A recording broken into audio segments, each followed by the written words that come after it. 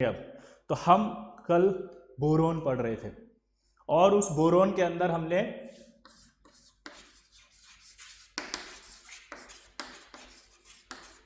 Preparation of boron और फिर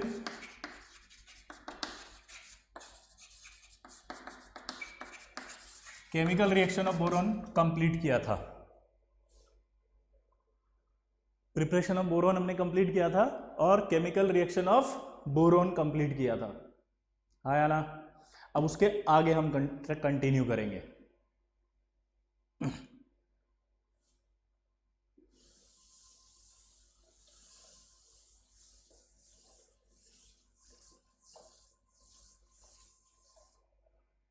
अब आता है कंपाउंड ऑफ बोरोन।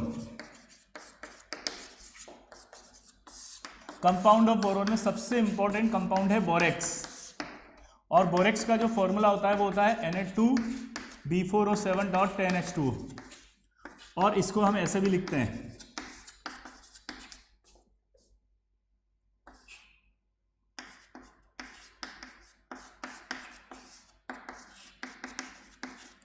और इसका स्ट्रक्चर आप सबको मालूम होना चाहिए।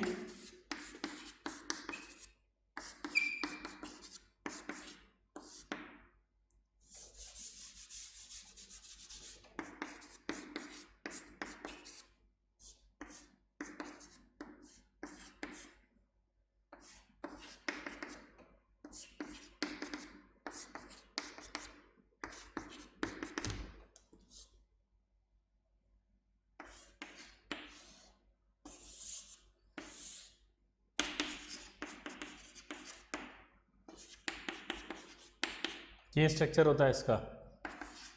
पहला सवाल, सबसे पहले तो सवाल ही पूछेगा वो, ठीक है। अब सवाल की अगर बात करें तो सवाल पहला आएगा कि जो बोरोन है उसमें कितने ऐसे बोरोन है जो sp3 हाइब्रिडाइज्ड है। तो देखो आप यहाँ एक, इसमें 1 सिग्मा 2 सिग्मा 3 सिग्मा 4 सिग्मा, तो ये आपका sp3 हो गया। यहाँ देखो 1 सिग्मा 2 सिग्मा 3 सिग्मा 4 सिग्मा, ये भी sp3 हो गया।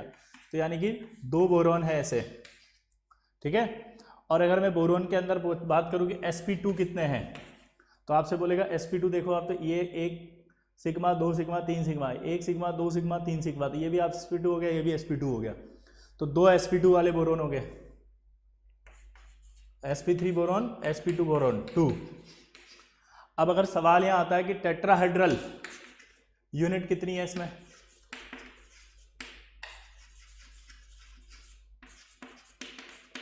तो टेट्राहेड्रल यूनिट आपके पास फिर से 2 ही हैं क्योंकि ये दोनों बोरोन हैं, ठीक है। और अगर आपसे बोले कि ट्राइगोनल प्लेनर यूनिट कितनी है,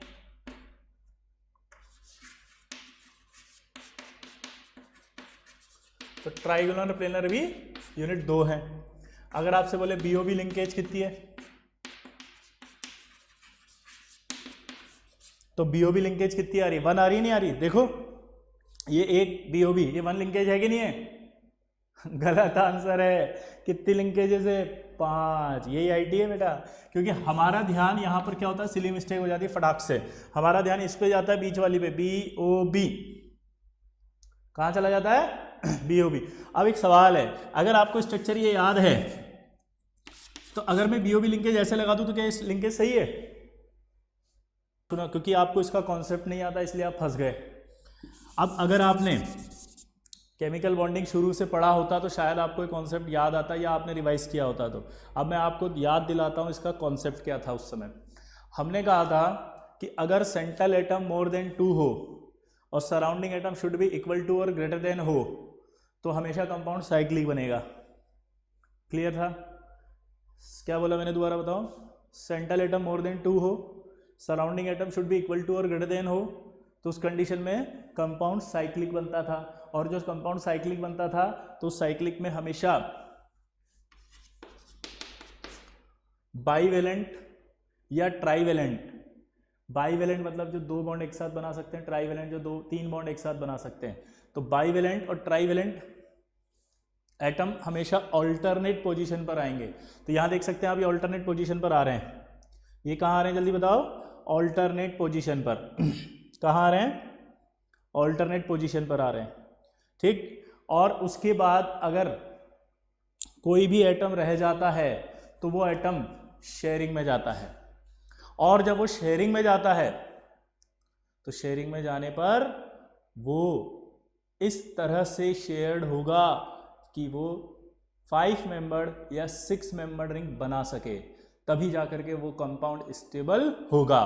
तो जब मेरे को ऑक्सीजन जोड़ना था तो एक कंडीशन ये थी कि क्या मैं ऑक्सीजन को यहाँ जोड़ दूँ, तो मैं ऐसे ऑक्सीजन को जोड़ने लगा तो आप देखो बोरोन सेटिस्फाइड नहीं हो रहा, क्योंकि बोरोन 5 बॉन्ड 4 बॉन्ड नहीं बना सकता डबल बॉन्ड ऑक्सीजन के साथ, ठीक है। यहां पर अगर जोड़ू तो नहीं बना पाएगा, तो इसका मतलब मैंने क्या कहा था, वो शेयरिंग में ही जाएगा। तो अगर वो शेयरिंग में जाएगा तो एक शेयरिंग ये भी पॉसिबल थी, देखो आप बोरोन बोरोन के बीच में, तो यहां पर आंसर था कि नहीं, ये शेयरिंग नहीं हो सकती क्योंकि ये 4 मेंबर्ड रिंग है, 1 2 3 4। अगर ये 4 मेंबर्ड रिंग बनेगी तो ये अनस्टेबल हो जाएगा, अनस्टेबल होगा, इसलिए ये एग्जिस्ट इस फॉर्म में नहीं करेगा। तो क्या ये रिंग यहाँ जोड़ सकते हैं? नहीं, क्योंकि कोई भी कंपाउंड होगा वो स्टेबल होने के लिए स्ट्रक्चर है बनाएगा। तो यहां पर आप देख सकते हो, क्या ऐसे जोड़ सकता हूं? तो देखो आप 1 2 3 4 ये भी नहीं जुड़ सकता। अब बात आई कि क्या ये ऐसे जोड़ूं, तो जरा चेक करते हैं ऐसे जोड़ने पर कितना आ रहा था, 1 2 3 4 5 6 6 मेंबर रिंग आ रही है, यस, तो ये स्टेबल है, तो ऐसे जुड़ सकता है। और एक मैंने आपको अभी बताया था कि क्या ऐसे जोड़ सकते हैं, तो देखो क्या हो रहा है, 1 2 3 4 5 6, हाँ ऐसे भी जुड़ सकते हैं। तो अगर ये ऐसे जुड़ सकता है 6 मेंबर है, वैसे जोड़ रहे थे तो भी 6 मेंबर है, तो ये दोनों स्ट्रक्चर इसकी सही है। अभी क्लियर हुआ सबको?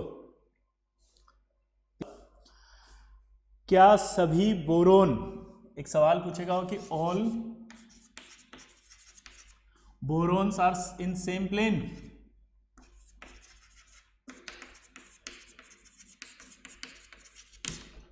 तो अब बताओ क्या सारे के सारे एक ही प्लेन में हैं?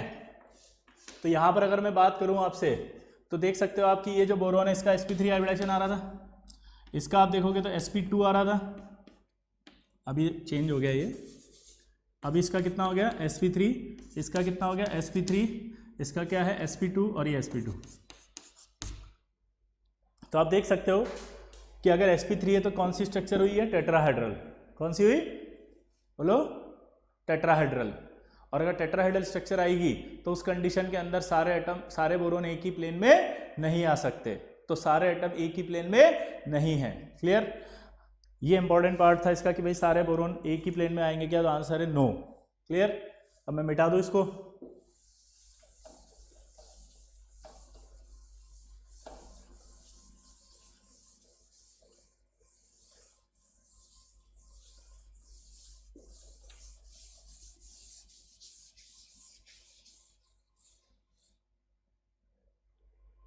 अब बोरेक्स की जब बात करते हैं तो बोरेक्स का हाइड्रोलिसिस बहुत इंपॉर्टेंट है।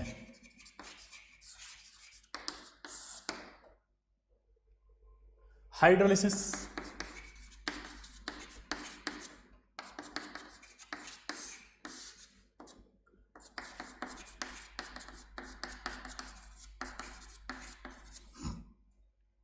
पानी के अंदर इसको डाल रहे हो आप, पानी के अंदर आपको पता है क्या होगा, ये प्लस किसके साथ जाएगा, इस पानी के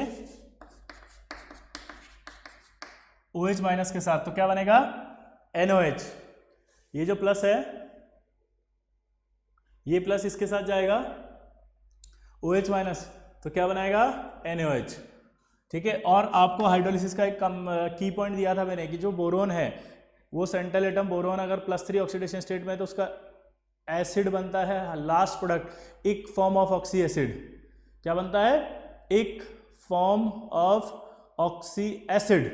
तो एक फॉर्म ऑफ ऑक्सी एसिड की बात करें, ठीक है, तो एक फॉर्म ऑफ ऑक्सी एसिड की बात करें अगर अपन, तो उस कंडीशन में क्या होगा, ये Na+ इस OH माइनस से रिएक्ट करके क्या बना देगा NaOH, और ये जो बोरोन होगा ये अपना एक फॉर्म बनाएगा बोरिक एसिड। अब जब आप इसको बैलेंस करेंगे तो ये कितना बनेगा 4, ये कितना बनेगा 2। ठीक है, अब यहां पर अगर अपन बात करते हैं तो 4 बोरिक एसिड है और 2 NaOH है। चलो देखो क्या बोला मैंने, 4 बोरिक एसिड है और 2, जल्दी बोलो, NaOH। ये एसिड है ये बेस है, एसिड और बेस आपस में रिएक्ट करेंगे नहीं करेंगे, जल्दी बताओ? एसिड और बेस आपस में रिएक्ट कर जाएंगे तो सॉल्ट बनेगा।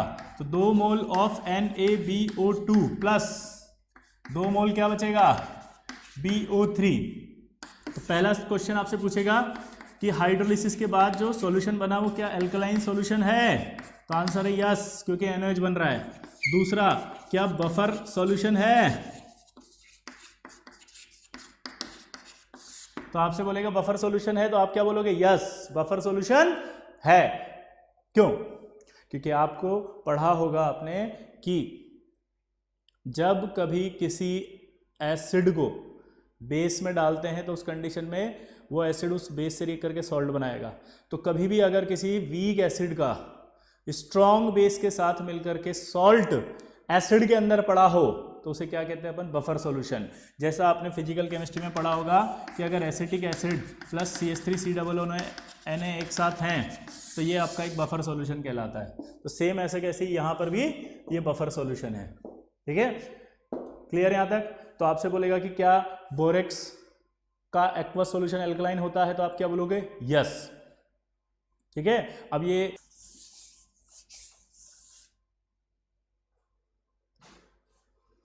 तो बोरेक्स की जब हमने बात की तो बोरेक्स का एक सबसे बड़ा यूज आता है जिसका नाम है बोरेक्स बीट टेस्ट।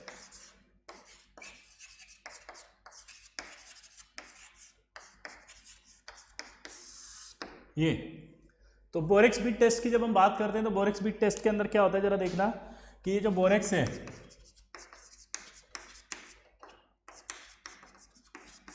इस बोरेक्स को जब हम हीट करते हैं तो इसमें से पहले वाटर ऑफ क्रिस्टलाइजेशन निकलता है, और जब इस वाटर ऑफ क्रिस्टलाइजेशन निकलने के बाद इसको और हाई टेम्परेचर पे हीट करते हैं तो ये टूट जाता है और NaBO2+, इसका नाम क्या बताओ,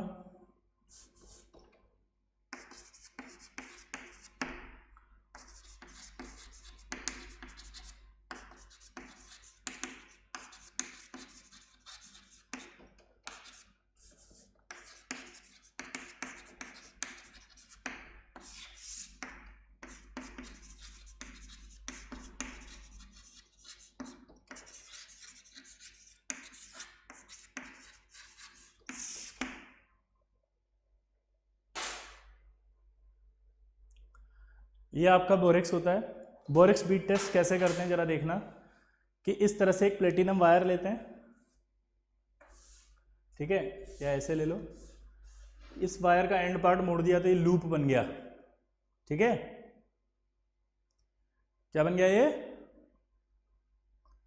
एक लूप। इस लूप पर हमने बोरेक्स का क्रिस्टल रख दिया, ये वाला क्रिस्टल यहां रख दिया इसके ऊपर, और इसको हीट किया। जब ये हीट किया तो इसमें से पहले पानी निकला NH2O, फिर जब पानी निकला तो इसके ऊपर जो क्रिस्टल रखा वो क्रिस्टल ऐसे फूलेगा तो स्वेलिंग आएगी, स्वेलिंग आएगी तो वो क्या करेगा, इस पूरे लूप पर फैल जाएगा ऐसे। और फिर जब आप इसको हाई टेम्परेचर देंगे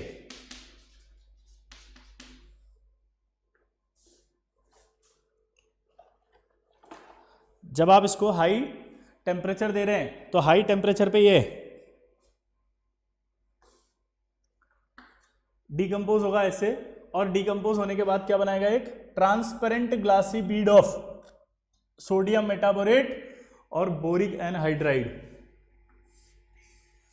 यानी कि जो लूप है इस लूप पर एक ट्रांसपेरेंट, ये इस लूप पर क्या बन गया, एक ट्रांसपेरेंट ग्लासी बीड। क्या बन गया, ट्रांसपेरेंट ग्लासी बीड।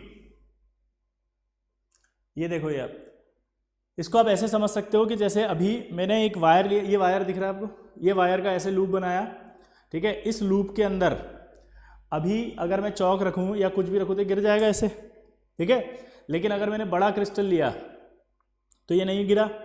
इसको हीट किया, हीट करने पर ये टूटा स्वेलिंग आने के बाद, और हीट करने पर ये टूटा, और ये जो दो बने ये दोनों इस खाली एरिया के अंदर बने हुए हैं, और ये खाली एरिया के अंदर जो बने हुए हैं ये कांच जैसे हैं, कांच। और अब इस पर कुछ रखेंगे अपन तो ये गिरेगा नहीं, अब ये नीचे नहीं गिरेगा, नीचे ये फील आ रही है आपको। इस एरिया के अंदर, ये जो एरिया था यहाँ पर एक ट्रांसपेरेंट ग्लासी बीड, ये बीड जो वर्ड है ना वो इसी को कहते हैं, ये जो बना है ना अंदर ट्रांसपेरेंट ग्लास जैसा, ठीक है, ये ग्लास जैसा बन गया। अब इसके ऊपर आप कुछ भी रखोगे तो गिरेगा नहीं। समझ गए बात को? क्लियर सबको? चलो, तो यहां पर ये बन गया। अब इस पर हम कोई भी सॉल्ट रखें, जैसे मान लीजिए मैंने रखा यहां पर कोबाल्ट सल्फेट, ठीक है, बीड के ऊपर। तो कोबाल्ट सल्फेट बीड पे रखेंगे और रखने के बाद इस कोबाल्ट सल्फेट के सॉल्ट को इस बीड पे ले जाके हीट करेंगे।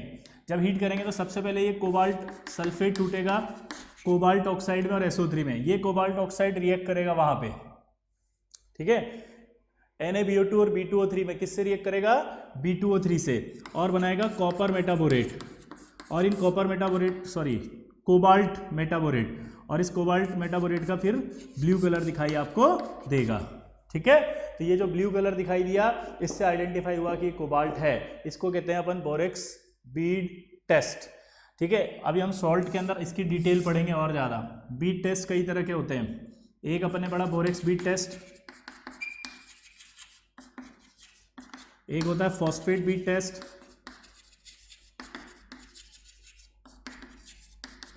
एक होता है आपका सोडियम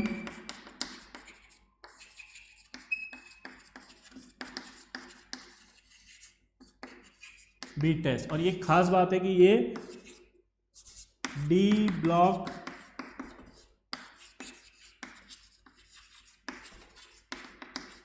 कलर्ड कैटायंस के लिए ही यूज होते हैं। किसके लिए यूज होते हैं बताओ? डी ब्लॉक कलर्ड कैटायंस के लिए। किसके यूज होते हैं? D block coloured cation. आप देख सकते हैं कोबाल्ट डी ब्लॉक है। ठीक है, ये आपका कौन सा टेस्ट होता है इसका? बोलो जल्दी। बोरेक्स का बीड टेस्ट। क्लियर यहां तक? तो हमने बोरेक्स के बारे में क्या क्या पढ़ा, जरा एक क्विक रिवीजन करते हैं। पहला, बोरेक्स का फॉर्मूला याद हो गया, Na2B4O7.10H2O। ठीक, इसको एक और लिखने का तरीका होता है Na2B4O5OH4.XH2O। अब यहां से एक नया डाउट, कितने वाटर ऑफ क्रिस्टलाइजेशन है? तो आंसर, हाँ मैं ये कह रहा था, पहला सवाल यहीं से पूछेगा Na2B4O7.10H2O। तो आंसर आप कंफ्यूज हो जाएंगे कि सर एक फॉर्मूले में आपने .H2O लिखा, एक में 10H2O लिखा, आंसर क्या दें? तो क्लियर कट आंसर है भाई 10। दूसरा सवाल, कितनी BOB लिंकेज होंगी? जल्दी बताओ आंसर। 5। Very good. क्या सारे बोरोन एक ही प्लेन में है? Answer no. कितने बोरोन sp3 हाइब्रिडाइज्ड हैं? 2। कितने sp2 हैं? 2। क्या बोरेक्स साइक्लिक स्ट्रक्चर रखता है? यस, साइक्लिक स्ट्रक्चर रखता है। ठीक है, अगला बोरेक्स का यूज, क्या बोरेक्स का हाइड्रोलिसिस करने पर अल्कलाइन सॉल्यूशन बनता है? यस। कितने मोल NaOH बनते हैं? 2। कितने मोल एसिड बनते हैं? 4। अब सवाल जो बच्चे ने पूछा था वो समझ में आया? वो कह रहा था कि बोरिक एसिड तो 4 बन रहे हैं और NaOH 2 बन रहे हैं, तो अल्कलाइन कैसे हुआ? तो अल्कलाइन इसलिए हुआ कि NaOH बहुत स्ट्रॉन्ग बेस है और बोरिक एसिड बहुत वीक एसिड है, इसलिए मीडियम अल्कलाइन है। फिर क्या इसका एक्वा सॉल्यूशन बफर होता है? हाँ, बफर होता है। देखो अब, हाँ अगला वो पूछेगा कि बोरेक्स बीड टेस्ट के अंदर क्या इसका यूज होता है? हाँ।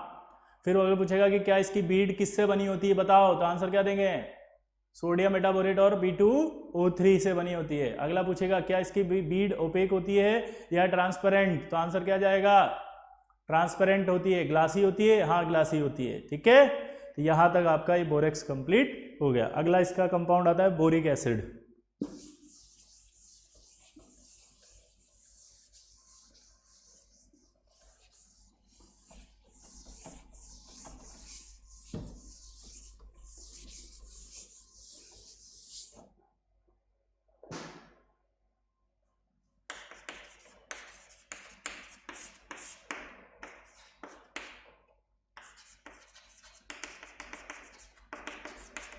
पहला सवाल, बोरिक एसिड की बेसिसिटी कितनी होती है? आंसर है 1। ये कह रहा था कि इसका बेसिसिटी 1 क्यों है ये समझना है, जबकि हमारे को स्ट्रक्चर में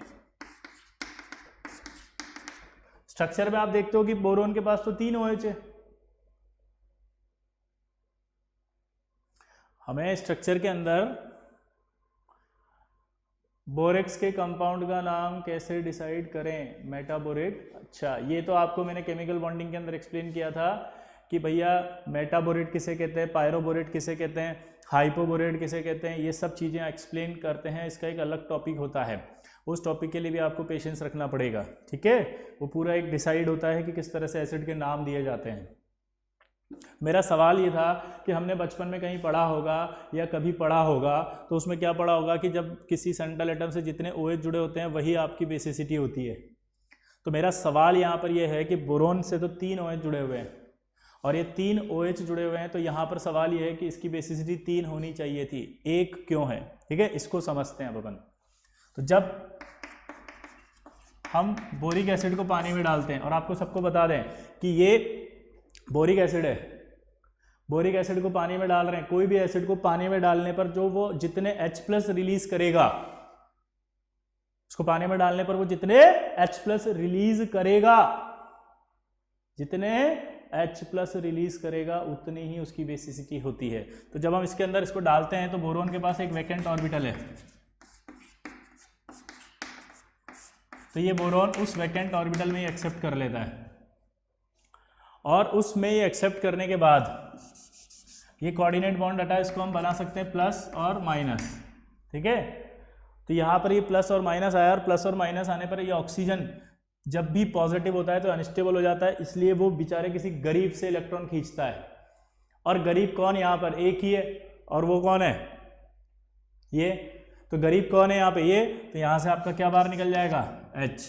तो जब ये H निकल जाएगा तो आप देख सकते हो क्या हुआ, ये OH OH OH और यहाँ OH बचा, देखो आप, और ये माइनस इस पर आ गया, और यहाँ क्या बाहर निकला, H+। इसको बोलते हैं अपन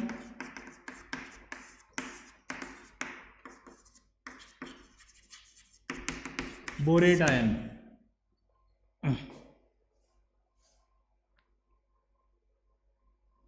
इसको क्या बोलते हैं अपन, बोरेट आयन। ये एक H+ आया। अब अगर एक H+ आया भाई, तो जल्दी बताओ क्या कितनी बेसिसिटी बोलोगे, 1। ओ चौबे आ गया, very good, thank you Choubey.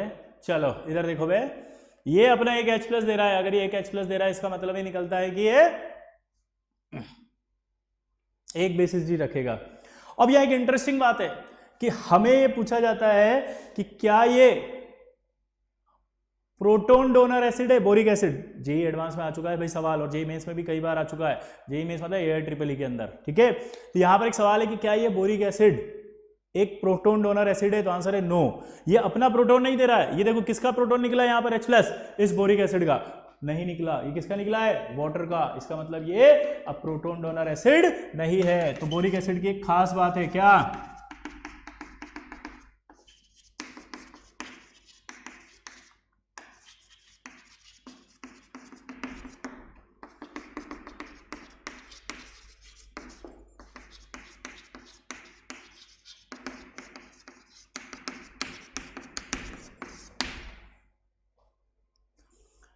It is not a proton donor acid. ये प्रोटॉन डोनर एसिड नहीं है, बल्कि ये एक वीक मोनोबेसिक लुईस एसिड है। क्या बोला, जल्दी बताओ। It is a weak monobasic Lewis acid. क्या है, जल्दी बताओ ये। It is a weak monobasic Lewis acid. क्या है, it is a weak monobasic Lewis. अब ये लुईस एसिड क्या होता है, लुईस एसिड वो होता है जो लोन पेयर एक्सेप्ट करते हैं। देखो हमारे पास 4 तरह के एसिड बेस थ्योरी है। पहला होता है अरेनियस। क्या होना था, जल्दी बताओ। अरेनियस, अरेनियस वो होता है जिसमें H+ डोनेट करता है। जो प्रोटॉन डोनेट करेगा पानी के अंदर वो एसिड होगा, और जो OH- डोनेट करेगा वो बेस होगा। दूसरा होता है ब्रॉन्स्टेन लोरी। ब्रॉन्स्टेन लोरी कहता है कि जो प्रोटॉन डोनेट करेगा वो होगा एसिड, जो प्रोटॉन एक्सेप्ट करेगा वो होगा बेस। तीसरा आता है लुईस, जो हमने यहाँ पे लिखा हुआ है। लुईस जो होता है वो लुईस ये कहता है कि जो लोन पेयर एक्सेप्ट करेगा वो होगा एसिड, और जो लोन पेयर डोनेट करेगा वो होगा बेस। यहां पर इसने लोन पेयर एक्सेप्ट किया, इसलिए ये क्या हुआ, लुईस एसिड, और ये डोनेट किया तो ये क्या हुआ, लुईस बेस। एक और होता है चौथा,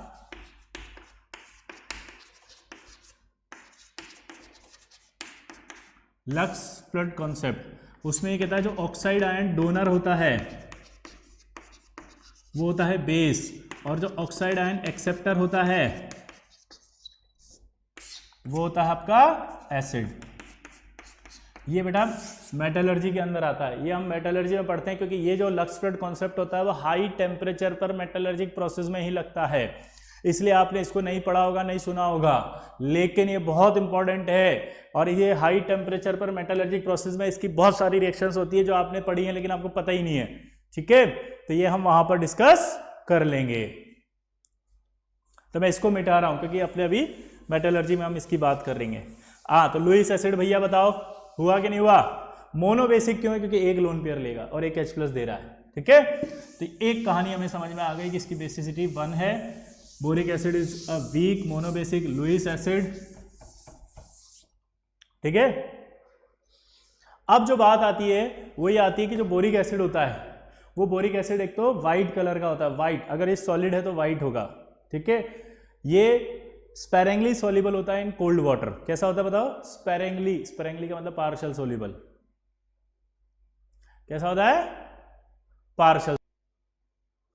तो मैं ये कह रहा था कि इसकी बेसिसिटी 1 होती है, और ये वापस सुनिएंगे, बोरिक एसिड जो होता है वो स्पेरेंगली पार्शियल सॉल्युबल होता है कोल्ड वाटर में, लेकिन कंप्लीट सॉल्युबल होता है हॉट वाटर के अंदर। दूसरी बात, माइल्ड एंटीसेप्टिक है ये। क्या है? Mild antiseptic. अब बात करते हैं हम बोरिक एसिड की। तो बोरिक एसिड की जब हम बात करते हैं तो ये बोरिक एसिड अगर सॉलिड स्टेट में होता है तो ये 6 H बॉन्ड बनाता है। कितने? 6। सॉलिड बोरिक एसिड में एक बोरिक एसिड की जो यूनिट है वो कितने बनाती है? 6। कितने बनाती है? 6, ठीक है। तो अब कैसे बनाती है वो मैं आपको यहां पर बताता हूं। इसका सॉलिड स्टेट में स्ट्रक्चर ये आपने पढ़ा भी है, इसलिए मैं दोबारा से बता भी देता हूं।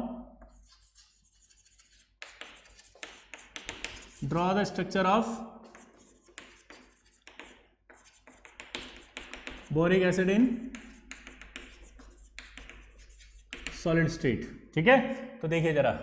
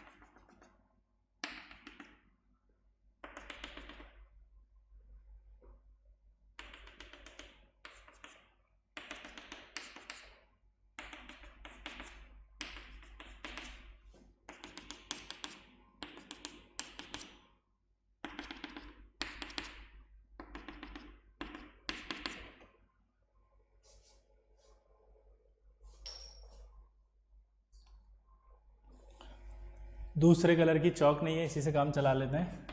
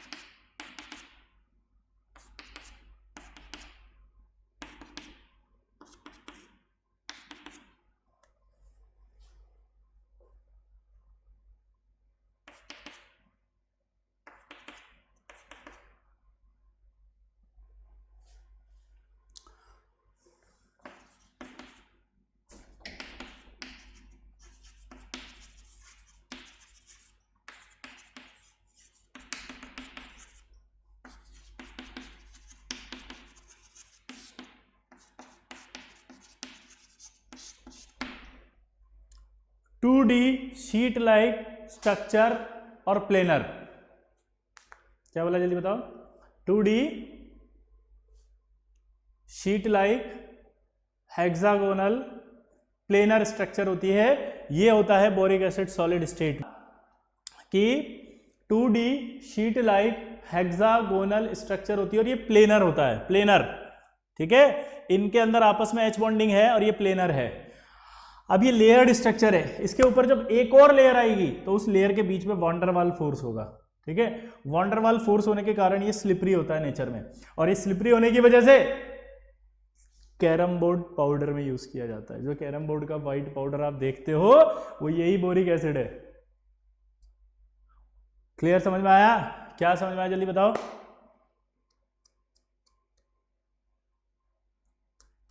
कैरम बोर्ड पाउडर में।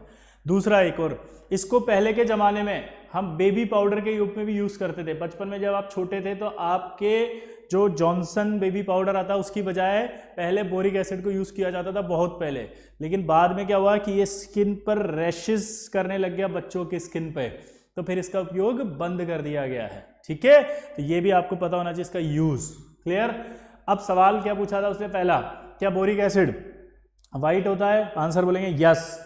कितने एच बॉन्ड बनाता है बताओ? 6। कैसा होता है सॉलिड स्टेट में? बोलो। तो आप बोलोगे 2D शीट लाइक स्ट्रक्चर होता है। अगला, क्या इसकी लेयर्स के बीच में वॉन डर वाल फोर्स होता है? यस। लेयर के अंदर कौन सा होता है, जल्दी बताओ। तो आप बोलोगे लेयर के अंदर, हाँ, H बॉन्डिंग होता है। क्या होता है? H bonding. अब एक सवाल पूछेगा कि आपसे सवाल पूछा है उसने, इंटर H बॉन्डिंग है या इंट्रा?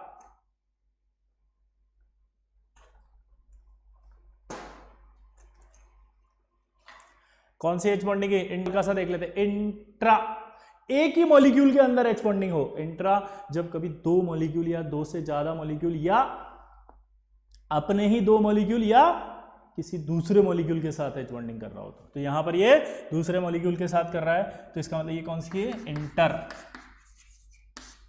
ठीक है। अच्छा, अगला, बोरिक एसिड को जब हम एक वाटर निकाल दें तो यहां पर आपका ध्यान से सुनना, यहां से बोरिक एसिड से एक वाटर निकाला तो ये बनेगा HbO2। इस HbO2 का एक नाम होता है, वो है मेटा बोरिक एसिड, ठीक है। क्या है? मेटाबोरिक एसिड। तो मेटा नाम कब आता है ये ध्यान रखना। मेटा तब आता है जब किसी एसिड में से एक वाटर मॉलिक्यूल निकल जाता है तो हम उसके प्रोडक्ट एसिड में मेटा प्रीफिक्स लगा देते हैं। ये हमने बॉन्डिंग में पढ़ा था। क्या पढ़ा था बताओ? जब बोरिक एसिड में से एक वाटर मॉलिक्यूल निकलेगा तो जो प्रोडक्ट बनेगा, वो जो प्रोडक्ट बना वो प्रोडक्ट में मेटा प्रीफिक्स लगाना पड़ेगा।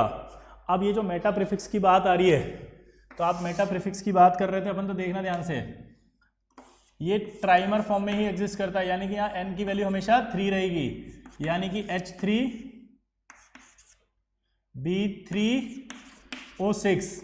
इसका स्ट्रक्चर भी देखें ध्यान से।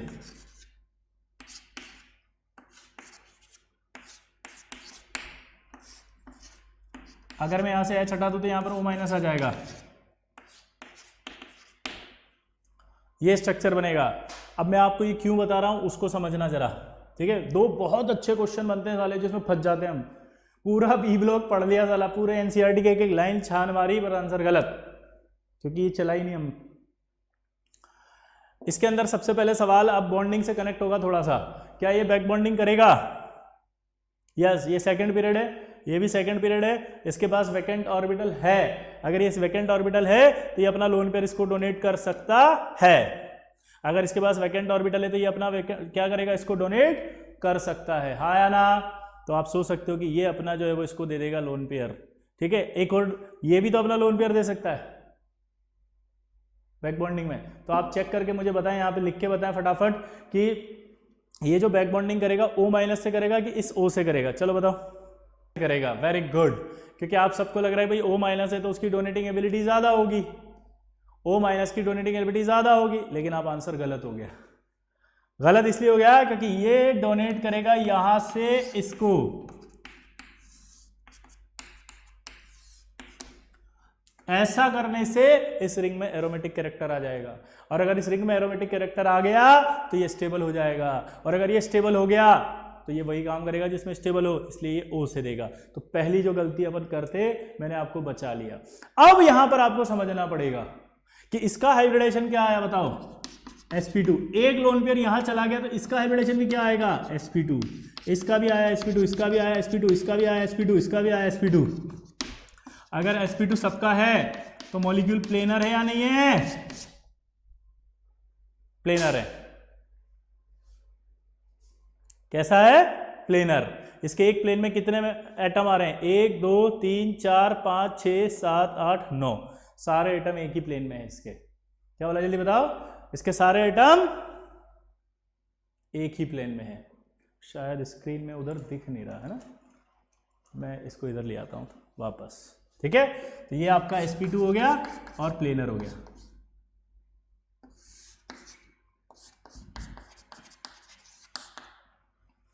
तो अब सवाल क्या आया, बोरिक एसिड प्लेनर है कि नॉन प्लेनर, तो आंसर है यस प्लेनर। और उसका मेटाबोरिक एसिड प्लेनर है कि नहीं है, प्लेनर। अब यहां पर एक खास बात होती है कि ये जो बोरिक एसिड है, अगर ये अपना मेटा, कोई भी एसिड जो अपनी मेटा फॉर्म बना सकता है, उसको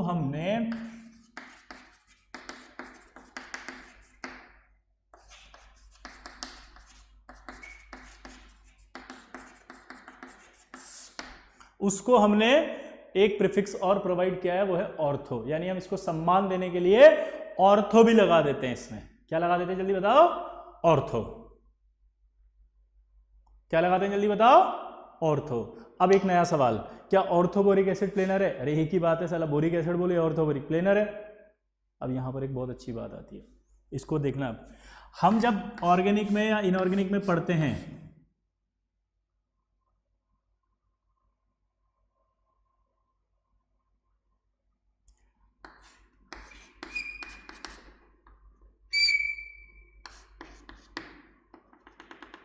इसका नाम होता है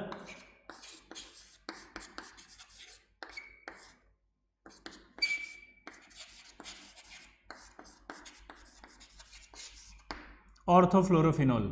ये जो H बॉन्डिंग है,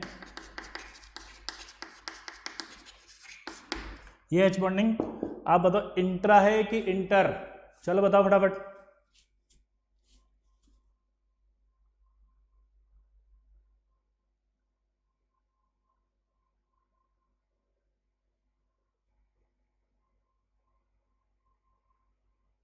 जल्दी बोलो। ये मैंने थोड़ा सॉरी गलती से लिख दिया है, आगे मैं इधर लिखूंगा सेंटर में, ठीक है। चलो बताओ आंसर बताओ पहले, इसका कौन सा हुआ, इंट्रा। वेरी गुड, कई आंसर आना शुरू हो गए हैं। तो ये आएगा आपका इंट्रा। क्या आया, इंट्रा। ये इंट्रा H बॉन्डिंग हुई है भैया, इसके अंदर कौन सी बॉन्डिंग हुई है जल्दी बताओ, इंट्रा H बॉन्डिंग। अब दिमाग की बत्ती लगा, ऑर्थो जब आता है तो हमेशा इंट्रा होता है, क्योंकि ये पास पास होते हैं। क्लियर, क्योंकि ऑर्थो हम तभी कहते हैं जब 60 डिग्री के एंगल पर ये दोनों होते हैं। ऑर्थो तभी कहते हैं जब ये 60 डिग्री पे होते हैं। क्लियर सबको, ऑर्थो तभी कहते हैं जब ये 60 पे होते हैं। तो आपने ऑर्गेनिक में जब भी पढ़ा है तो ऑर्थो वर्ड जो ऑर्गेनिक कंपाउंड के लिए आता है उसमें हमेशा इंट्रा पाई जाती है। अब सवाल ऐसा बोलेगा कि ऐसा कौन सा मॉलिक्यूल है, मैं इसको मिटा देता हूं थोड़ा सा।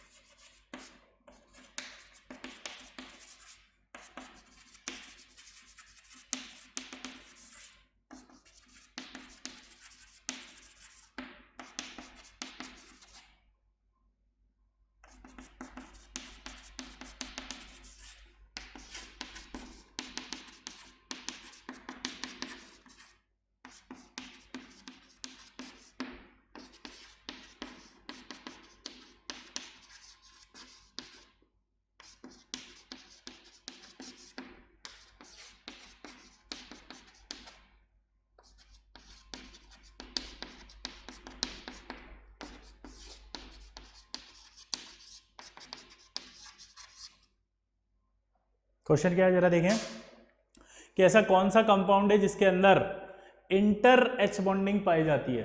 क्या बोला से बताओ, ऐसा कौन सा कंपाउंड है जिसके अंदर इंटरमोलिकुलर एच बॉन्डिंग पाई जाती है। तो इंटरमोलिकुलर एच बॉन्डिंग की अगर हम बात करें तो इंटर एच बॉन्डिंग अभी आपको बताना आंसर, सोच के बताओ किसमें पाई जाएगी।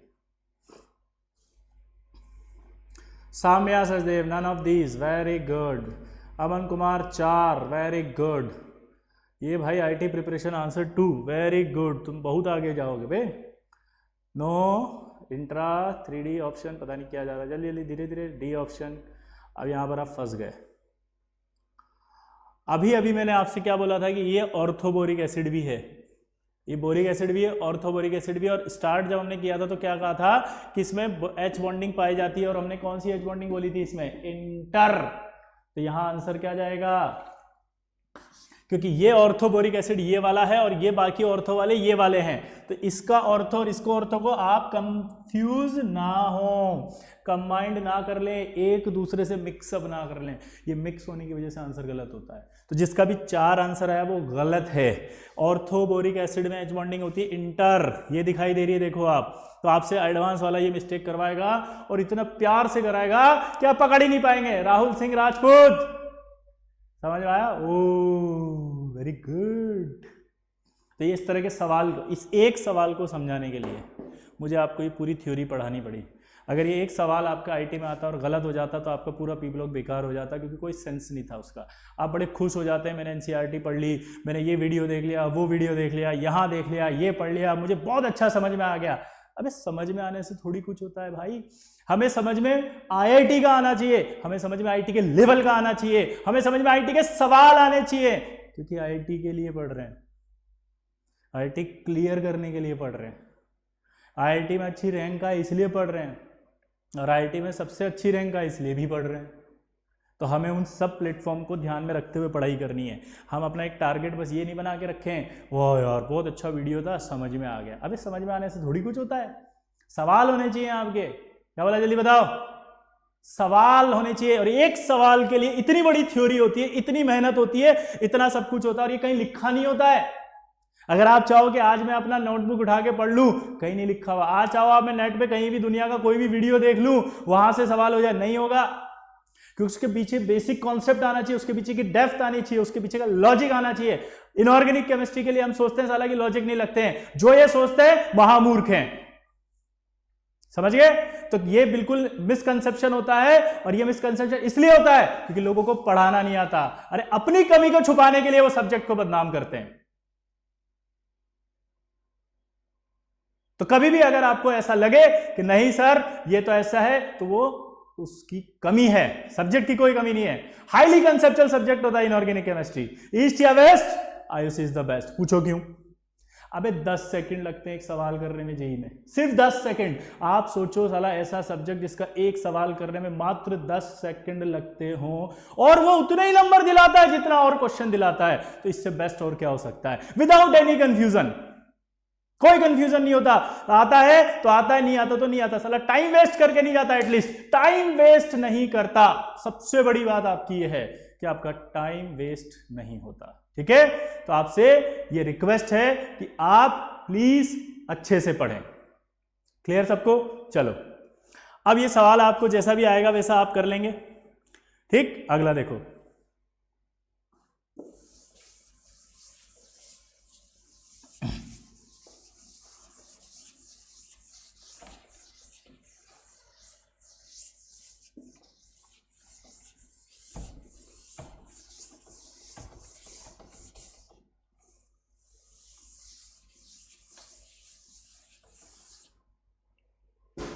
तो बोरिक एसिड की हम बात कर रहे थे। अब मेरा एक सवाल आपसे फिर आएगा। देखिए, जो बच्चे ये सोचते हैं कि नहीं सर ऐसा नहीं है, आप जो बोल रहे हो वो सही नहीं है, आप गलत हो, तो जरा एक बार आप फिर से एक सवाल पर जाएं, क्योंकि अगला सवाल वैसे ही आएगा, और ये मैंने शायद आपको पहले क्लास में एक बार करवाया भी था।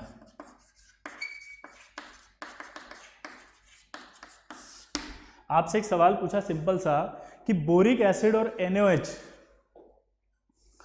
आपने शायद पढ़ा होगा एक, और उसके अंदर आपने पढ़ा होगा कि भाई जो एसिड और बेस होते हैं, वो एसिड और बेस जो है वो आपस में मिलकर के टाइट्रेशन करते हैं। और टाइट्रेशन के भी आपने शायद कुछ फॉर्म पढ़े थे, strong acid, strong base, strong acid, weak base, weak acid plus strong base और weak acid plus weak base. तो आपसे पूछा गया है कि क्या ये टाइट्रेशन शो करते हैं, और अगर करते हैं तो कौन सी करते हैं। ठीक है, इन चारों में से आप बताइए ऑप्शन देख करके। ठीक, जल्दी से बताएं, टाइट्रेशन करते हैं या नहीं करते, और करते हैं तो कौन सी करते हैं। एक बच्चे ने यहाँ लिखा है कि इंटरमोलिकुलर एच बॉन्डिंग तो सिर्फ NOF में होता है और एक्सेप्ट क्लोरल हाइड्रेट। गलत है, मैंने आपको दो बताए थे, एक आपको ये भी बताया था ऑर्थोक्लोरोफिनॉल। कौन सा बताया था? ऑर्थोक्लोरोफिनॉल। और दूसरा मैंने बताया था क्लोरल हाइड्रेट, जिसमें क्लोरीन भी एच बॉन्डिंग कर रहा है और दोनों की एच बॉन्डिंग इंट्रा है। याद आया ये? तो बेटा आपका जो डाउट था वो मैंने अभी देखा, इसलिए मैंने बता दिया फटाफट। ठीक है, चलिए आप वापस से अपने पुराने वाले इस पे आ जाते हैं। जल्दी से बताइए, क्या ये टाइट्रेशन करेगा?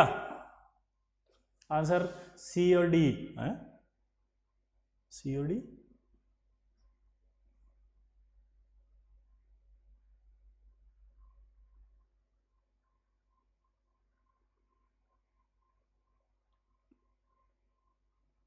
ये आपका आंसर है कि ये टाइट्रेशन नहीं करेगा। क्या बोला, जल्दी बताओ मैंने?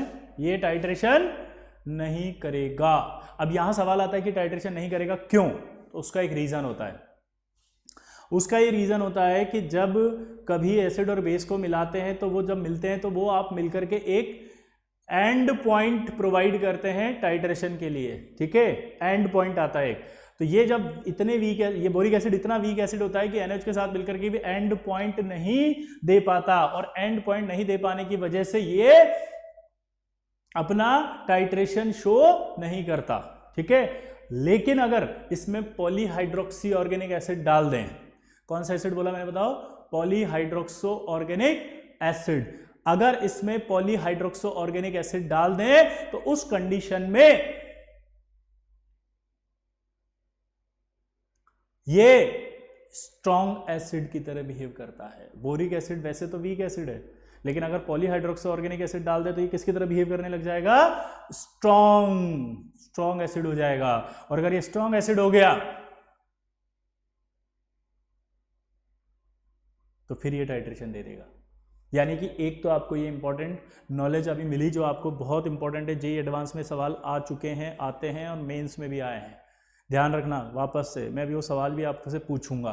ठीक है, वापस से सुने कि बोरिक एसिड अगर है वो NH के साथ है तो वो टाइट्रेशन नहीं करेगा, वो टाइट्रेशन नहीं करेगा। लेकिन अगर आपने क्या ले लिया, जल्दी बोलो, क्या ले लिया? अगर आपने पॉलीहाइड्रोक्सो ऑर्गेनिक एसिड्स, तो पॉलीहाइड्रोक्सो ऑर्गेनिक एसिड्स अगर लिए आपने तो उनकी प्रेजेंस में boric acid behave as a strong acid और फिर वो टाइट्रेशन देने लगता है। तो ये पॉलीहाइड्रोक्सो ऑर्गेनिक एसिड क्या होते हैं पहले वो समझते हैं।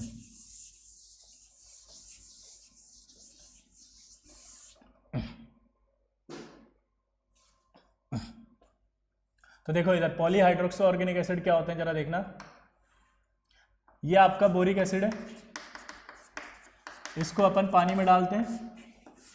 तो अभी अभी आपको बताया था मैंने कि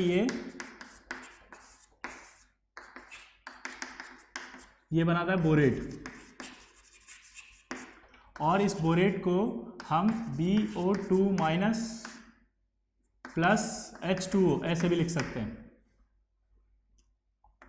2H2O। तो जब पानी निकाल देते हैं, तो मैंने अभी बताया था पानी निकालते हैं अगर अपन, तो नाम आता है मेटाबोरेट। तो इसका नाम है मेटाबोरेट। ये बोरेट था, ये मेटाबोरेट था। ठीक है, अब जब हमने इसके अंदर मान लो ये पॉलीहाइड्रोक्सो ऑर्गेनिक एसिड डाल दिया, कैटेकोल,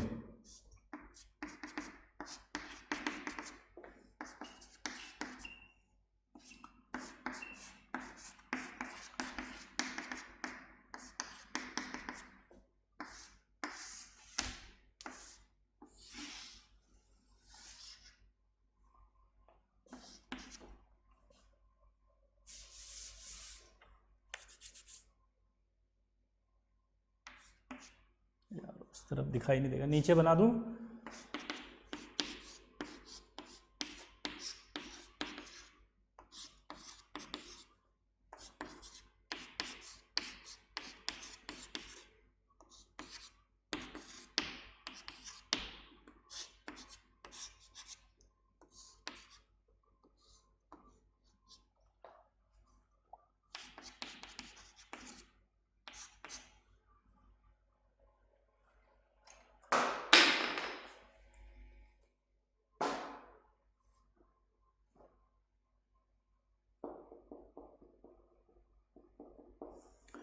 अब आप फील करिए क्या हुआ। जैसे ये आपका इक्विलिब्रियम था और मैंने इस इक्विलिब्रियम में आपका क्या ऐड कर दिया, जल्दी बताओ।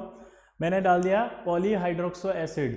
तो आपने जैसे ही हाइड्रोक्सो एसिड डाला मतलब OH ग्रुप अपना H+ देगा, H+ देगा तो क्या होगा, वो ये H+ यानी इस बोरेट आयन से मिलकर के, मेटाबोरेट आयन से मिलकर के ये एक कॉम्प्लेक्स बना लेंगे ये वाला। और अगर ये कॉम्प्लेक्स बना लेंगे, ठीक है, ये अगर कॉम्प्लेक्स बना लेंगे, क्या बना लेंगे, कॉम्प्लेक्स, तो इसका मतलब है कि इक्विलिब्रियम में से ये हटने लग जाएगा। और अगर इक्विलिब्रियम में से हटा तो इक्विलिब्रियम आगे भागेगा नहीं भागेगा, और अगर ये इक्विलिब्रियम आगे भागेगा तो ये H+ ज़्यादा बनेगा नहीं बनेगा। तो इक्विलिब्रियम अगर आगे भागेगा और H+ ज़्यादा बनेगा तो सोचो H+ ज़्यादा बनना शुरू हो रहा है, इसका मतलब H+ ज़्यादा है तो कंसंट्रेशन H+ की बढ़ी, और अगर H+ की कंसंट्रेशन बढ़ी तो ये एसिड ज़्यादा हुआ नहीं हुआ, स्ट्रॉन्ग एसिड होने लगा नहीं लगा, क्योंकि एसिड ज़्यादा वो होते हैं जो H+ ज़्यादा प्रोवाइड कर रहे हैं, ठीक है, कंसंट्रेशन H+ की ज़्यादा देते हैं, वो स्ट्रॉन्ग एसिड होते हैं, तो ये स्ट्रॉन्ग एसिड की तरह बिहेव करने लगा, ठीक है। और ऐसे बहुत सारे पॉलीहाइड्रोक्सो एसिड होते हैं। अब इसमें एक सवाल आता है कि इस तरह का जो कॉम्प्लेक्स होता है वो सिस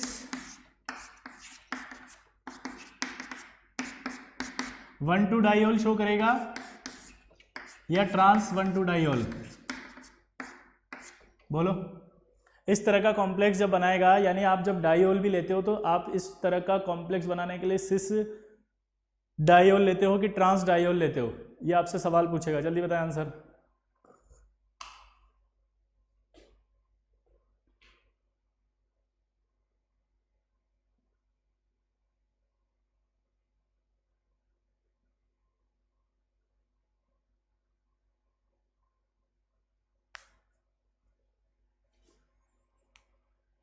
वेरी गुड, आंसर आना शुरू हो गए हैं, सिस वाला सिस वाला सिस वाला, वेरी गुड। तो आंसर सही है आपका कि सिस वाला होगा, ट्रांस नहीं होगा, क्योंकि ट्रांस में OH दूर दूर आ गए। कभी भी अगर आपका डोनेशन होता है तो कॉम्प्लेक्स फॉर्मेशन में सिस ही पार्टिसिपेट करता है, ठीक है। हाँ भाई, हरिंदर कुमार भैया जी प्रेजेंट है, जरा बताएं एक बार, भैया जी हो, चौबे, जल्दी बताओ आंसर बोलो। हाँ, तो ये देख सकते हैं आप कि ये ट्रांस है कि नहीं, नहीं, तो ये ट्रांस आपका शो नहीं करेगा, सिस ही कर सकता है, क्योंकि जब OH पास पास होंगे तभी डोनेशन हो पाएगा, अगर OH दूर हो गए तो डोनेशन होने में मुश्किल आएगी, तो कॉम्प्लेक्स नहीं बनेगा। क्लियर सबको। तो यहां पर आपको इस तरह के सवाल पूछेंगे कि किस डाइयोल की प्रेजेंस में बोरिक एसिड स्ट्रॉन्ग एसिड की तरह बिहेव करता है, सिस डाइयोल या ट्रांस डाइयोल। तो आंसर क्या जाएगा, सिस डाइयोल, ठीक है।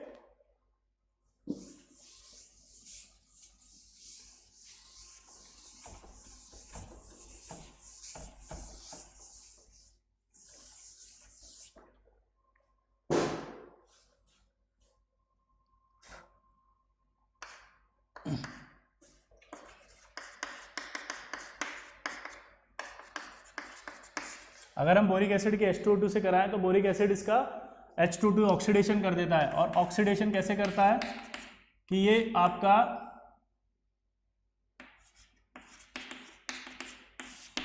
ये समझ में शायद नहीं आया होगा, तो मैं इसको ऐसे लिख देता हूं वापस, OH और OOH, यानी कि ये परऑक्सी लिंकेज इसके अंदर इसने ऐड करवा दी है, क्योंकि ऑक्सीडेशन करना है। ऑक्सीडेशन के भी कई तरीके होते हैं, एक सेंट्रल एटम को ऑक्सीडाइज करके ले जाना आगे, एक सेंट्रल एटम को ऑक्सीडाइज करके ले जाना आगे, और एक ऑक्सीजन जोड़ देना।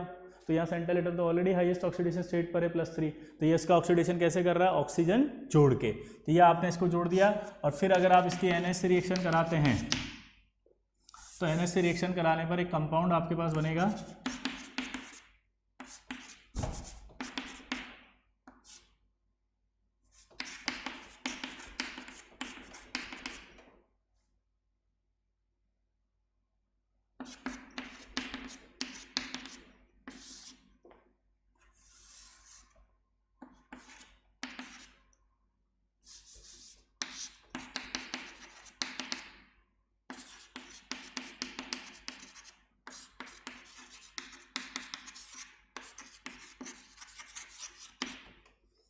सोडियम परऑक्सीबोरेट। कौन सा एसिड बना, जल्दी बताओ, सोडियम परऑक्सीबोरेट। तो जो सोडियम परऑक्सीबोरेट है,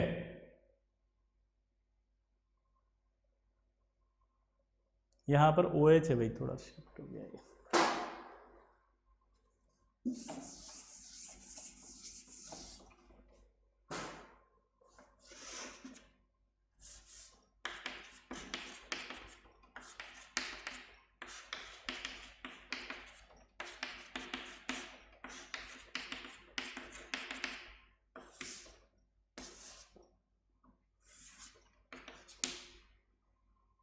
इसको -2 यहां भी लगा सकते हो और माइनस यहां भी लगा सकते हो।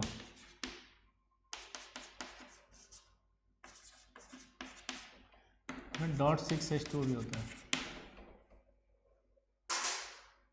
इसका नाम है सोडियम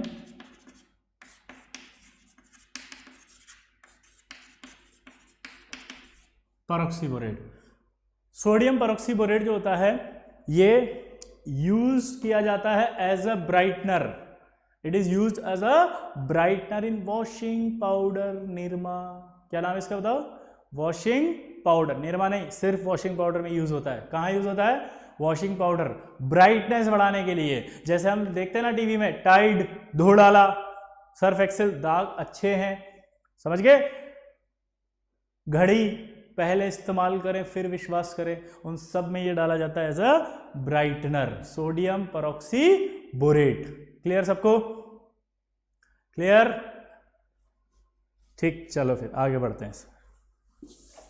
कल मैंने बोरिक एसिड का हीटिंग इफेक्ट आपको पहले ही बता दिया था, आप चाहें तो एक बार और बताऊं?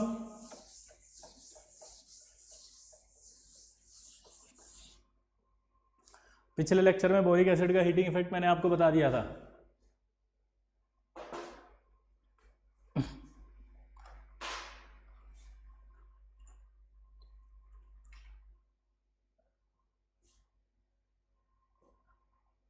Hiralal Yadav, yes sir, no sir, no sir, yes sir, yes sir, no sir, yes sir, no need sir. चलिए फिर 1 मिनट में जल्दी से बता देते हैं, ठीक है? तो जिनको याद है वो रिवाइज कर लें। बोरिक एसिड को जब हमने 100 पर हीट किया था तो क्या बना था? HbO2, ठीक है? फिर हमने कहा था HbO2 को हीट करेंगे 140 पर, तो क्या बना था? बोलो, H2B4O7। और फिर हमने कहा था कि H2B4O7 को और हाई टेम्परेचर पे हीट करेंगे तो क्या बना था? B2O3। क्लियर सबको? ये था मेटाबोरिक एसिड, ये था आपका टेट्रा बोरिक एसिड या पायरोबोरिक एसिड, और ये था बोरिक एनहाइड्राइड। और इसका की पॉइंट भी दिया था, अगर भूल जाओ तो। क्या बताया था बताओ? मैंने कहा था यार यहाँ पर 1 है तो ये 1 वाला ही बनेगा। यहाँ पर आपका देखो कितना है, 4 है, तो ये 4 वाला ही बनेगा। तो यानी अगर 100 डिग्री पर आपसे बोले कि कौन सा बनेगा, तो आपको याद रहेगा 1 बोरोन वाला HbO2। 140 पर कितना बनेगा? 4 बोरोन वाला H2B4O7। तो की पॉइंट लगाओ, आंसर पाओ, ठीक है? अब यहां पर आपका बोरोन फैमिली आप, ठीक है, कंप्लीट हो गया। अब अपन कार्बन फैमिली की तरफ शिफ्ट होंगे।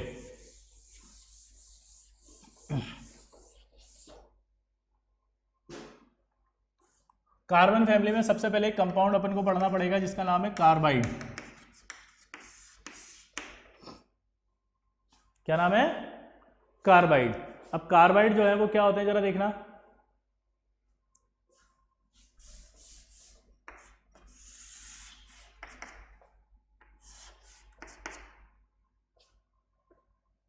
पहला होता है आयनिक कार्बाइड, ठीक है? दूसरा होता है आपका कोवेलेंट कार्बाइड,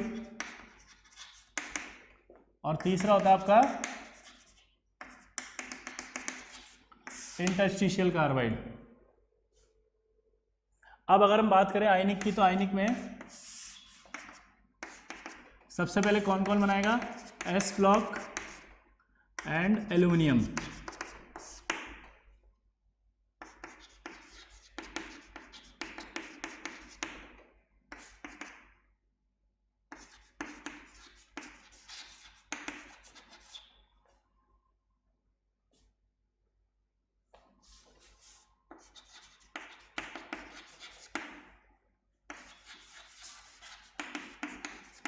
चलिए, हाँ, पहला होता है आयनिक कार्बाइड। आयनिक कार्बाइड एस ब्लॉक एलिमेंट और एल्यूमिनियम बनाते हैं, ठीक है।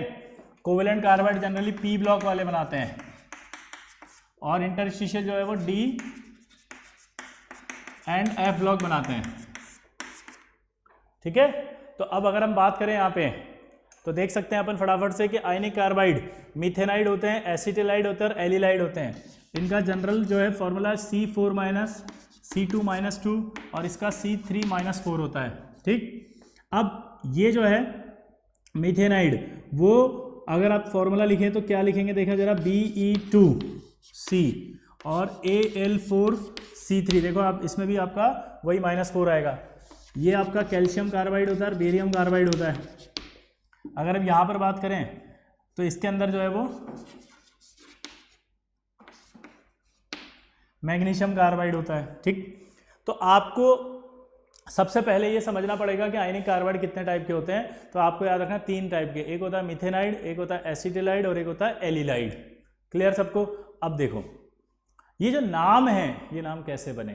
तो भाई ये नाम बने हैं इनके हाइड्रोलाइज्ड प्रोडक्ट के बेस पे। यानी मिथेनाइड हाइड्रोलिसिस पर कौन सी गैस देगा? मीथेन। एसिटिलाइड हाइड्रोलिसिस पे कौन सी देगा? एसिटिलीन। और एलिलाइड हाइड्रोलिसिस पे कौन सी गैस देगा?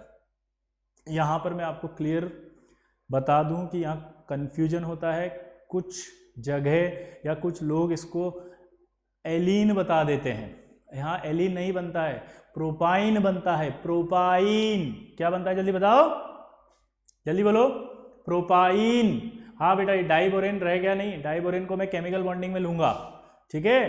केमिकल बॉन्डिंग जब हम पढ़ेंगे तो डाइबोरेन उसके अंदर सारा का सारा आएगा, वहीं पर मैं इसको पढ़ाता हूँ। ये मेरा एक पैटर्न है फिक्स, ठीक है। तो उस पैटर्न के अकॉर्डिंग ही मैं रिवाइज करा रहा हूँ, क्योंकि ये स्कोर रिवीजन क्लास है। ये मतलब जैसे ये जो ऑलरेडी पढ़े हुए हैं उन बच्चों को रिवीजन हो रहा है, ठीक है ना।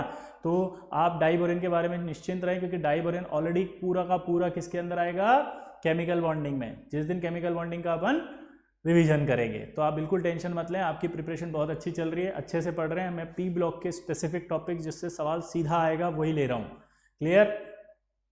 चलिए, तो यहाँ पर अगर अपन बात करते हैं तो इसका मैं की पॉइंट दे रहा हूँ आपको कि हाइड्रोलिसिस करने पर जो गैस बनेगी वही बनेगा। तो दिमाग की बत्ती जलाते हैं। मिथेनाइड, मिथेनाइड में देखो आप क्या होता है? 1 कार्बन, ठीक है। अगर आप बात करते हैं यहाँ पर एसिटिलाइड, तो कितने कार्बन होते हैं? 2 कार्बन। और आप देखो एलिलाइड में कौन सी बनेगी? प्रोपाइन। तो कितने कार्बन? 3 कार्बन। तो अगर आप ध्यान से देखें Be2C, अगर मैं इसका हाइड्रोलिसिस करूं तो क्या है? 1 कार्बन है, 1 कार्बन है तो 1 कार्बन वाली गैस बना दो। तो 1 कार्बन वाली गैस बना दी, कौन सी बनी? मीथेन। क्योंकि आपको ये तो याद रहेगा कि मीथेनाइड है, लेकिन आपको ये भूल जाओगे कि ये मीथेनाइड है। आप ये भूल जाओगे कि ये मिथेनाइड था नहीं था, क्योंकि आपको ये याद है कि मिथेनाइड होगा तो मीथेन गैस बनेगी, लेकिन आपको ये याद नहीं है कि ये मिथेनाइड है। इसका की पॉइंट दिया है मैंने। कितने कार्बन दिख रहे हैं? 1 कार्बन वाली गैस कौन सी थी? मीथेन। तो कौन सा हुआ? मिथेनाइड। और अगर मिथेनाइड हुआ तो कौन सी गैस बनाएगा? मीथेन। 1 कार्बन वाला 1 कार्बन। क्लियर? अगर मैं यहां पर बात करूं अब आपसे, फटाफट बताओ, 2 कार्बन, तो 2 कार्बन वाली गैस कौन सी होती है? हाँ, 2 कार्बन वाली बन गई। और अगर मैं ये लेता हूं 3 कार्बन, तो कितने कार्बन वाली बनी? 3 कार्बन वाली।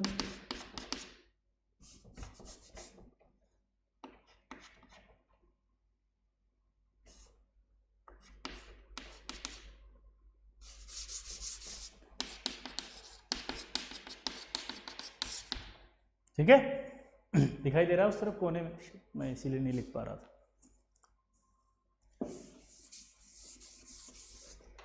चलिए, तो यहां देखिए आप मैग्नीशियम वाला लेते हैं तो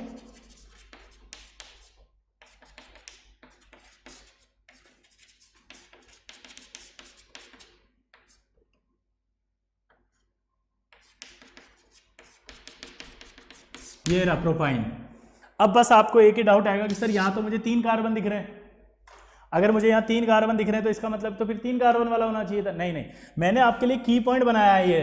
तो ये की पॉइंट यहाँ तक तो वैलिड हो रहा है, यहाँ नहीं हो रहा। अगर यहाँ पर नहीं हो रहा तो इसको याद रख लें आप। ठीक है, कि L4C3 में 3 कार्बन थे।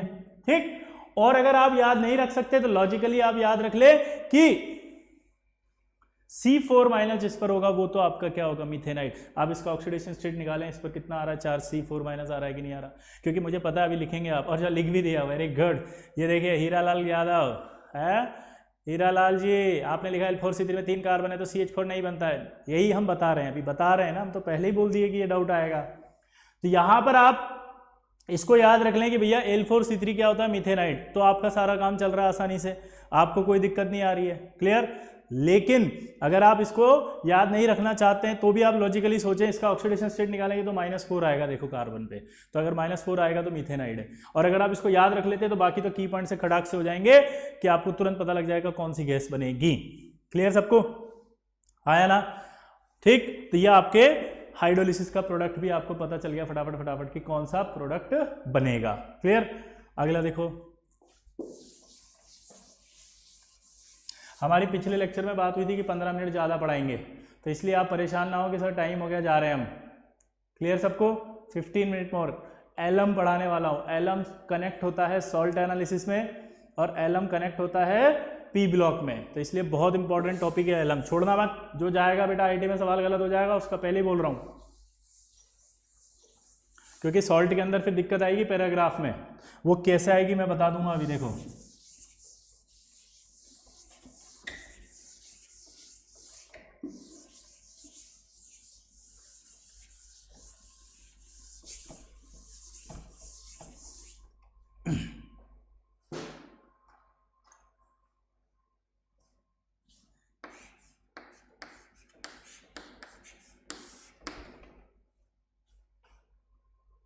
ठीक है, एलम। अब अगर मैं एलम की बात करता हूं तो ये फॉर्मूला होता है इसका,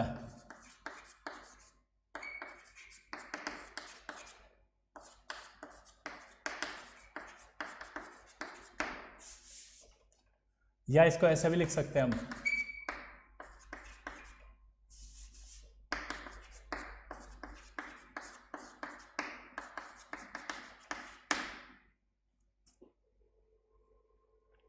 ठीक है। अब देखो इधर ध्यान से, यहां पर जो M होगा वो हमेशा कैसा होगा, monovalent, like sodium, potassium, rubidium, caesium, NH4 plus और थेलियम प्लस। M डैश जो होगा वो होगा ट्राईवेलेंट। ट्राईवेलेंट मतलब होता है जैसे स्कैंडियम +3 ले लिया आपने, ठीक है, या Fe+3 ले लिया, Al+3 ले लिया और Cr+3 ले लिया। ठीक, अब एलम की बात करते हैं नाम देने की।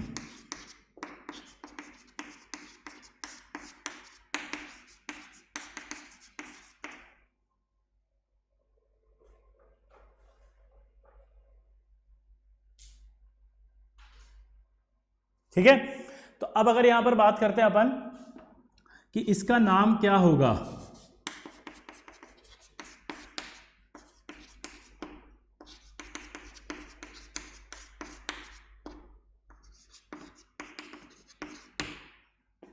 ठीक है, और अगर मैं इसी को चेंज कर दूं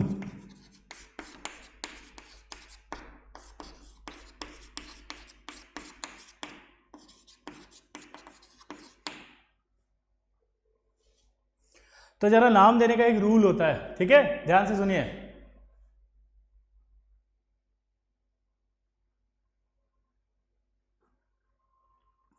अगर अपन ध्यान से देखें यहां पर, तो इसका आंसर आप बताइए, इसका नाम क्या होगा, जल्दी से बताओ।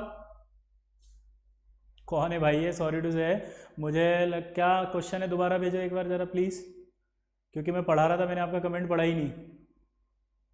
ये कौन है भाई, सागर गरवाल 82, प्लीज दोबारा से रिपीट करें अपना सवाल, मैंने नहीं देखा है एक्चुअली, मैं पढ़ रहा था। बीपी सिंह, विच चैप्टर, विच चैप्टर, ये पी ब्लॉक ही चल रहा है भाई, पी ब्लॉक के अंदर ही एलम आती है, ठीक है। हाँ, पहले का नाम क्या आएगा, जल्दी बताओ बेटा,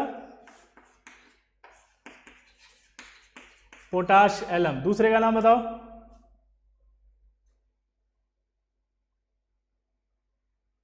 हाँ जल्दी बोले, दूसरे वाले का नाम,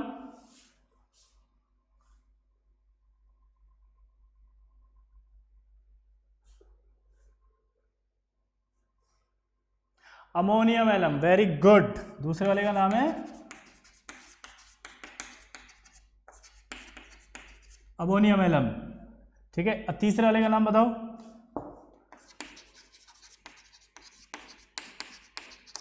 क्रोमेलम। अब इधर ध्यान दो, इसके नाम का मतलब नाम देने का क्या रूल है वो आपको समझना पड़ेगा, ठीक है।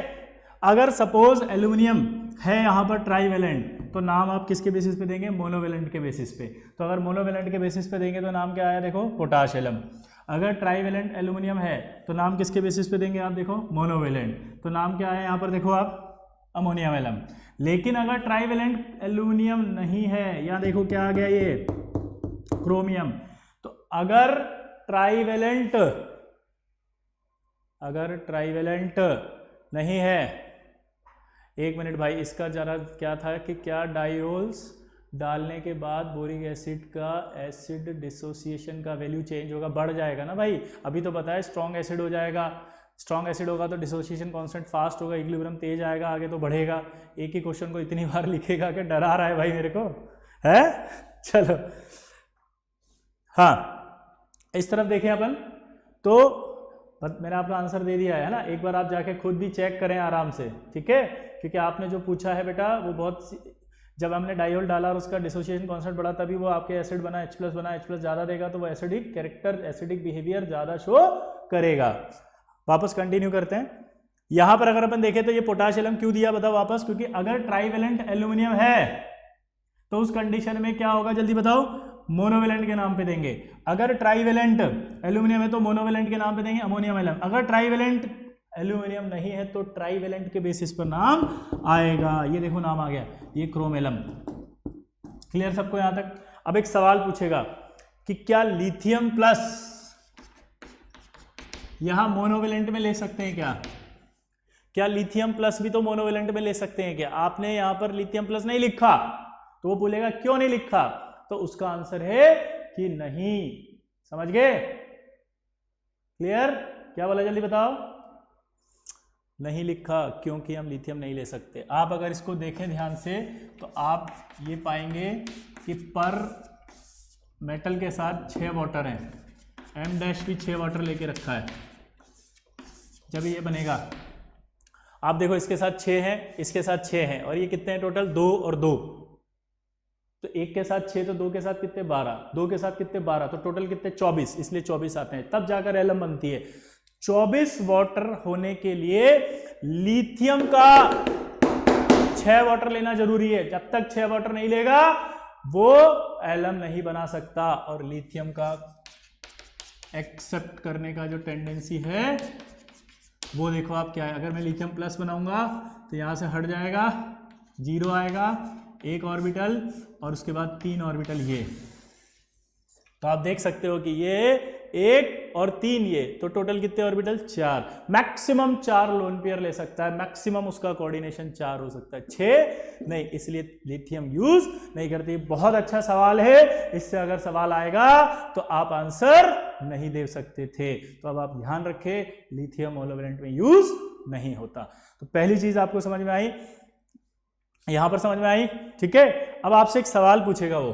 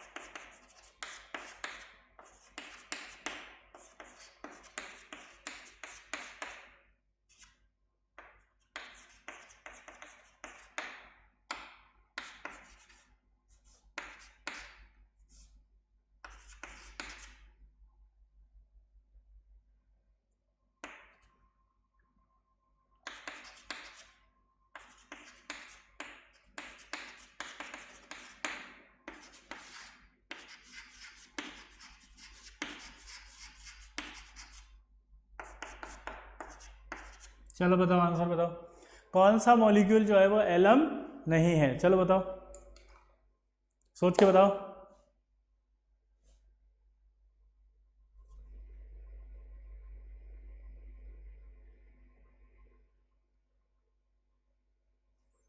अगर अमोनियम की जगह पोटाश होता तब इसका नाम तब भी क्रोमेलम ही होता।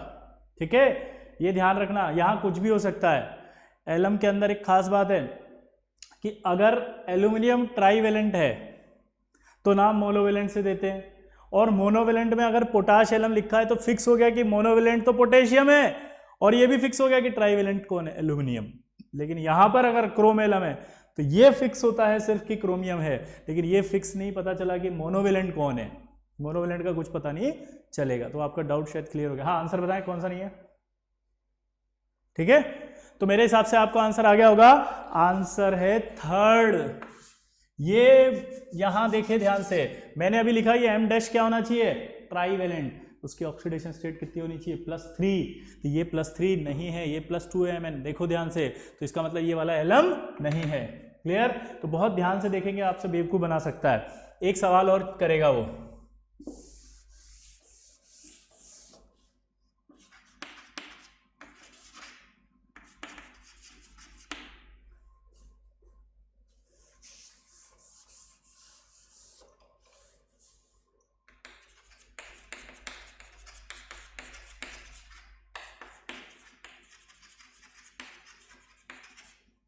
Which of the following is an example of pseudoalum?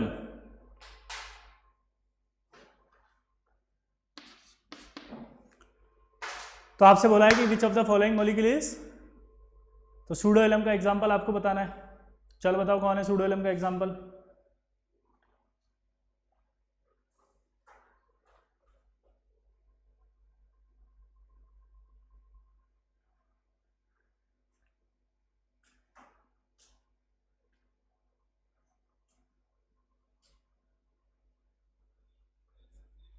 पता नहीं, वेरी गुड।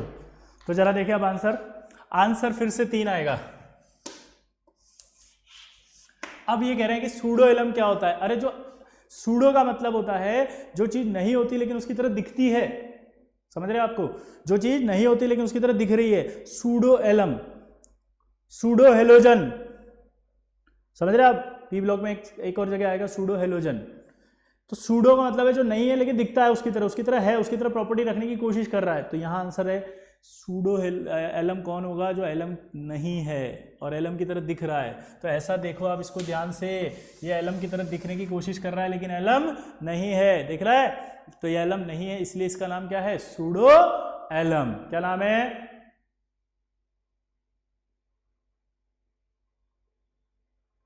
क्लियर सबको? तो ये सूडो एलम क्या होता है? जो एलम की तरह दिखता है लेकिन एलम नहीं है, इसे सूडो एलम कहते हैं। यहां तक क्लियर हो गया? अब इसके बाद एलम का हीटिंग इफेक्ट बहुत इंपॉर्टेंट है भाई।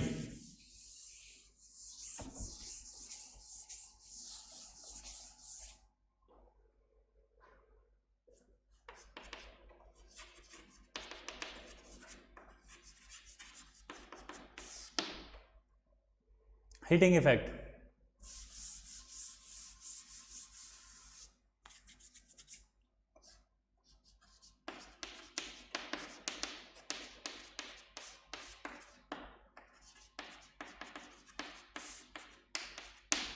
अगर हम एलम को हीट करेंगे तो सबसे पहले उसमें से वाटर ऑफ क्रिस्टलाइजेशन बाहर आएगा, और अगर वाटर ऑफ क्रिस्टलाइजेशन बाहर आएगा तो ये स्वेलिंग आएगी।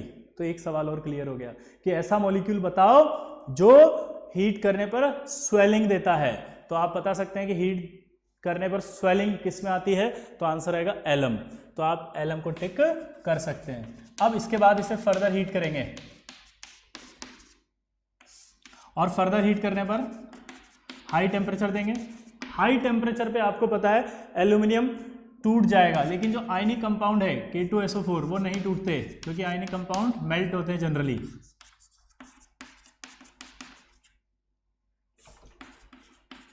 ये SO3 उड़ जाएगा। तो ये तो टूट गया, ये तो टूट गया, लेकिन ये मेल्ट हो गया, और ये यहां पर जब हीटिंग पे SO3 बना तो उड़ गया। इसको बोला जाता है एमॉर्फस